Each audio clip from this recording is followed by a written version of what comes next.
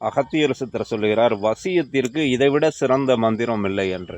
வெறும் 4 வார்த்தை. இந்த 4 வார்த்தையை நாம் தொடர்ந்து மனதிற்குள்ளேயே சொல்லி வரும்போது அவ்வளவு ஒரு ஆற்றலை, அவ்வளவு ஒரு வசீகரத்தன்மையை, அனைத்து சம்பத்துகளையும் ஏற்படுத்தக்கூடிய, உலகத்தில் பிரபஞ்ச பேராற்றலின் துணையோடு எல்லா ஜீவராசிகளும் நமக்கு அனுகிரகமாக நடந்து கொள்வதற்கான அற்புதமான ஒரு வசிய மந்திரம்தான் அகத்தியர் சொல்லுகிற ஓம் ரிங் வசி வசி.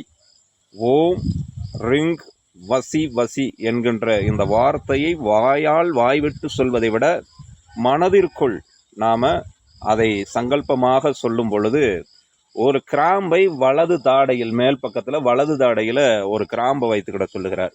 அப்படி வைத்து கொண்டு நாம் ஒரு இருக்கையிலையோ, அப்படி இல்லை என்றால் சமணங்குட்டியோ, நம்ம சமணங்கள் போட்டோ உட்கார்ந்து, கீழே நிச்சயமாக ஒரு விரிப்பு இருக்க வேண்டும். அந்த விரிப்பில் உட்கார்ந்து கொள்வது மிக மிக சிறப்பு.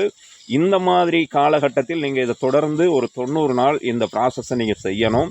90 நாள் செஞ்சதுக்கப்புறம் இது வேறு விதமான உங்கள் வாழ்க்கையில் மாற்றத்தை கொடுக்கும்.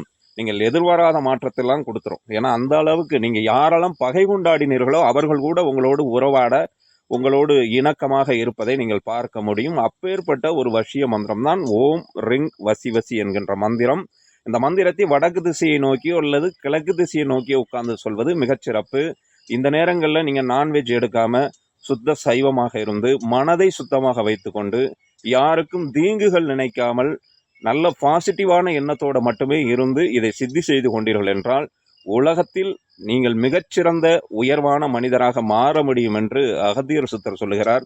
எனவே மிக எளிமையான மந்திரம், அதுவும் நீங்கள் வாய் விட்டு கூட சொல்ல வேண்டாம், மனதிற்குள் ஓம் ரிங் வசி வசி அப்படிங்கிறத நீங்கள் மனதிற்குள் தான் நினைக்க போறீங்க. அவ்வளோதான். நல்லது, மகிழ்ச்சி, வாழ்க வளமுடன்.